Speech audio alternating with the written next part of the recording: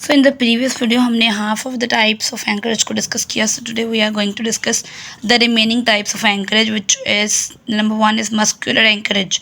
So as the name suggests, muscular means some muscle will be involved. So चूँकि हम mouth oral cavity की बात करें तो हमारे पास पेरी ओरल मसल्स होंगी, the muscles which are around the oral structures. So हमारे पास वो एज अ रेजिस्टेंस यूनिट या एंकरेज यूनिट काम करेंगी. जो हमारे पास मस्कुलर एंकरेज है उसमें जो हमारी फोर्सेस होती हैं, वो जो फोर्सेस आती हैं वो मसल्स जनरेट करती हैं और हम उन जनरेटेड फोर्सेस को यूज़ करते हैं मूवमेंट ऑफ टीथ को करवाने के लिए. For example the use of lip bumper to distalise molars around the lips when the appliance like lip bumper is used.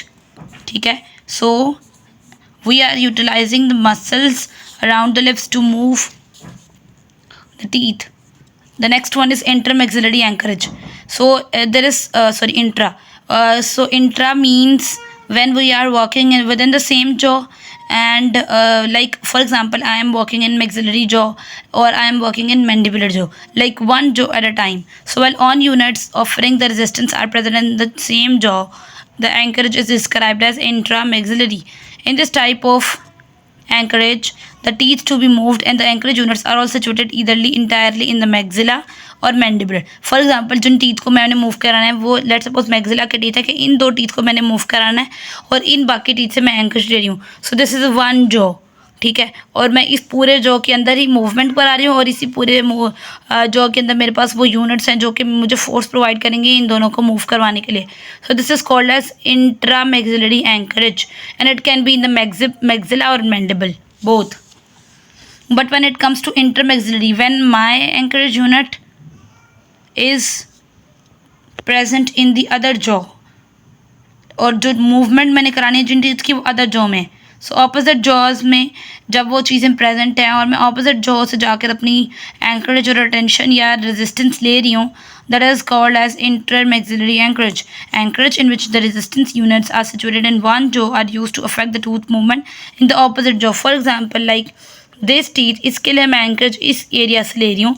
So I have using the two jaws for anchorage. It is also termed as Baker's anchorage when the movement of opposing jaw, a tooth movement is opposing jaw हम ले रहे होते हैं.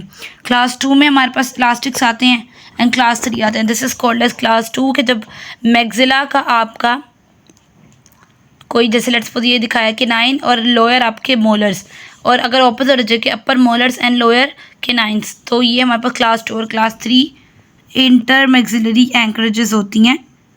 When lower molar and upper anteriors class 2 and upper molars and lower anteriors class 3. अच्छा, next comes is single और primary anchorage. जब आपके पास resistance provide करने वाला जस्ट एक सिंगल टूथ है लेकिन उस सिंगल टूथ की जो एल्विलर सपोर्ट है वो बहुत ज़्यादा है, इसलिए इतनी काफ़ी है कि वो मूव करवा दे टीथ को. ठीक है, बट वो lesser support, it is called as single और प्राइमरी एंकरेज, यानी उसकी अपनी खुद की जो सपोर्ट है वो ज़्यादा है और वो उस टूथ को मूव करा रहा है जिसके पास सपोर्ट कम है, तो दैट इज़ कॉल्ड सिंगल और primary anchorage. When it comes to compound anchorage के जो रेजिस्टेंस प्रोवाइड की जा रही है वन टूथ से जिसकी ग्रेटर सपोर्ट है वो हम यूज़ कर रहे हैं उस टूथ को मूव कराने के लिए जिसकी लेस सपोर्ट है. तो इसमें दोनों में सेम बातें हैं, बट सिंगल में एक टूथ वो रेजिस्टेंस प्रोवाइड कर रहा है, कंपाउंड में 2-3 टूथ मिल के वो रेजिस्टेंस प्रोवाइड कर रहे हैं वीकर टूथ को मूव करवाने के लिए. The last one type is the reinforced or the multiple anchorage. So the anchorage unit in which one or more type of resistant unit is utilized, एक से ज़्यादा यूनिट इन्वॉल्व हो जाएं, this is called as reinforced और multiple anchorage.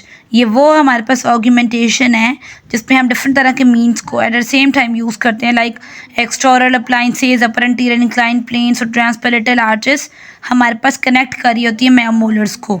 For example जैसे कि सबसे पहले extra oral forces to augment anchorage, जो हमारे पास हमने पहले बात की कि एक्स्ट्रा ओरल जो हमारे पास आउटसाइड द कैविटी जो हमारे पास हैं जैसे कि क्रेनियम, नेक, फेस, ये वो एरियाज़ हैं जो कि यूज़ होते हैं to take anchorage extra orally. Second one इसके अपर एंटीरियर इंक्लाइन प्लेन को हम यूज़ करें. एक रिमूवेबल अप्लायंस जिसमें अपर एंटीरियर इंक्लाइन प्लेन है वो मैंडिबल को क्या करेगा, ग्लाइड करेगा फॉरवर्ड डायरेक्शन में ताकि जॉ क्लोज हो जाए. This is the example of an upper anterior inclined plane which is helping the mandible to move in a forward direction ताकि इन दोनों का एक proper collision बन जाए. So this results in stretching of the retractor muscles. अब चूंकि mandible move करना है तो mandible के muscles को stretch करना पड़ेगा और contract करना पड़ेगा और force लगानी पड़ेगी against the upper inclined plane ताकि mandible आगे forward ली जाए. तो एक distal force लगेगी maxillary teeth पे और एक मीजियल फोर्स लगेगी ऑन द मैंडिबल ताकि ये थोड़ा सा पीछे है और ये थोड़ा आगे जाके दोनों अपनी पोजीशन को बैलेंस आउट करें. ये जो मॉडिफिकेशन इसमें हमने अगर करें, अगर इसके अंदर हम थोड़ी मॉडिफिकेशन कर दें, लाइक पहले प्लेन इस तरह था, if I do a little modification कि वो पूरे इस तरह सराउंड ही कर ले, इसको हम कहते हैं स्वेड अप्लायंस. सो स्वेड अप्लायंस जिसमें एक एडिशनल अपर इंसाइजल कैपिंग है कि इंसाइजल के ऊपर एक कैप आ गया इंसाइजल एरिया पे. पहले कैप नहीं था, जस्ट यहाँ पीछे लिंगुअल साइड पे इंक्लाइन प्लेन लगा हुआ था जो कि हेल्प कर रहा था मैंडिबल को फॉरवर्ड आने में. Now this incisal area is now covered with Sved appliance and the use of transpalatal arch in the lingual arches. Transpalatal arch एक वायर है जो कि पूरी पैलेट में स्पैन करती है, फैलती है इन अ ट्रांसवर्स डायरेक्शन और वो फर्स्ट परमानेंट मोलर को कनेक्ट करती है of either side. This is the transpalatal arch connecting the molars of the both sides and covering the palate in a transverse direction. So they are used in fixed mechanotherapy to augment the anchorage. जब हम fixed appliances को use करते हैं तब हम इसको use करते हैं, यानी बैंड्स वगैरह का हम जब इसमें कॉन्सेप्ट लेकर आते हैं. Similarly an arch connecting the contralateral lower molars running along the lingual aspect of mandibular arch prevents the mesial movement of lower molars.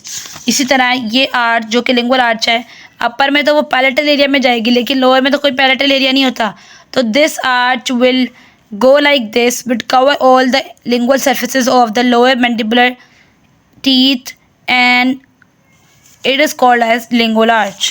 What will it do? It will prevent the mesial movement of lower molars. The lingual and the transpalatal arches are soldered to the lingual aspect of the molar bands that are cemented to these tooth.